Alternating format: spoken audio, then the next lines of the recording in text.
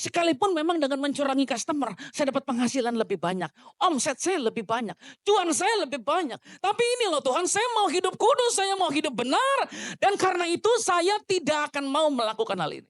Kalau kita bicara kekudusan, kita tuh selalu berpikir tentang saya harus menjauhi dosa. Saya harus hidup benar. Saya nggak boleh hidup aneh-aneh. Saya nggak boleh ngerokok. Saya nggak boleh mabok. Saya nggak boleh selingkuh. Saya nggak boleh berzina dan semua hal lain. Kalau dunia bicara tentang kekudusan, dunia akan selalu lebih banyak berbicara tentang semua itu.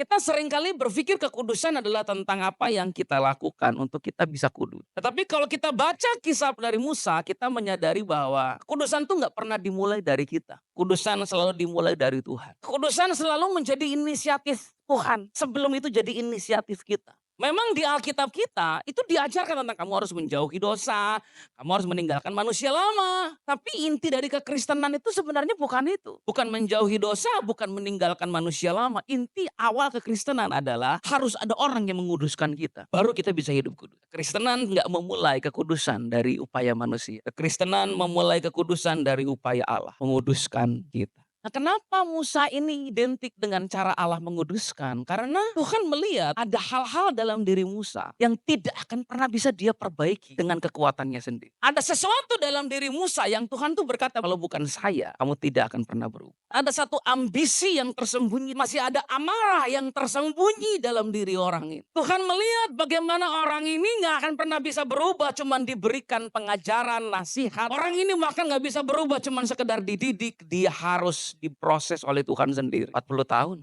Seringkali Tuhan mengizinkan kita kecewa untuk menunjukkan kepada kita area-area yang memang belum kudus dalam diri kita sendiri. Ada area-area dalam diri kita yang kita tidak akan pernah sadar ada. Sampai Tuhan mengizinkan sebuah peristiwa terjadi. Artinya gini loh saudaraku, betapa sulitnya menyingkirkan sesuatu yang tidak disadari itu. Sesuatu yang tidak disadari itu lebih sulit untuk disingkirkan dari apa-apa yang kita sadar. Maksudnya Musa ini mungkin gak melakukan hal yang lain. Dia gak lirik perempuan lain, dia gak ya, membawakan sama anggur. Tapi satu hal ini mendiskualifikasi dia untuk masuk tanah perjanjian. Kadang kita pikir, ya gue buat dosa juga gak ada yang peduli. Korupsi dikit lah ya gak masalah. Ya semua saya ini siapa pak? Saya kan bukan pengerja, saya cuma jemaat biasa pak. Kalau saya cuma jemaat biasa buat dosa-dosa kecil kan gak apa-apa. Saudara, lu tahun dari sekarang, masa depanmu mungkin akan berubah. Dan kalau kita menabur hal yang buruk sejak sekarang, ketika kita nanti di atas akan jatuh. Itulah sebabnya kalau kita berbicara tentang kekudusan, kita nggak boleh bicara tentang apakah saya jemaat atau saya pengerja, atau saya pendeta. Kekudusan itu nggak ada hubungannya sama jabatan. Kekudusan bicara tentang saya percaya bahwa Allah memperhatikan saya. Sekalipun saya sekarang hidup dalam kebenaran, saya jaga kekudusan,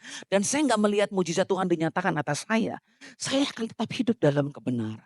Saya pilih nggak mencurangi customer saya.